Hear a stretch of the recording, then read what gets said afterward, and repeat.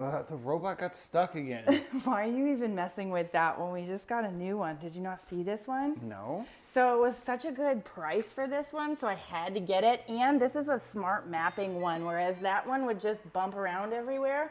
You can obviously turn it on just by hitting the power button, or it also has this remote control, so you can actually manually work with it as well. And this one is a mop as well. Oh, is that what this is? Yeah, so all you have to do is you just put water in there, and then it's got this that goes on the back as well. It's obviously not on, but we were using it, so it's a little bit dirty.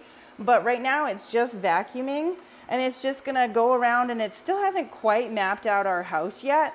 But once it does, it's gonna know exactly where to go. Yeah, you can look at the app. This is the app that comes with the robot. It's actually mapping out our house right now. And so now it's just gonna keep going and keep moving and figure out a little bit more about our house. What if it tries to go somewhere you don't want it to? So they actually give you this magnetic strip that you put on the floor. If you don't want it to go certain places, it's gonna see this and it's not gonna go past that. Also got voice control, so you can actually pair it with Google, Alexa, and it can run up to 150 minutes. So yeah, you should definitely just get rid of that other one because this one's a whole lot smarter. Okay, yeah, where did you get this? I'm gonna have to leave the link below. It was a really good deal and it was free shipping.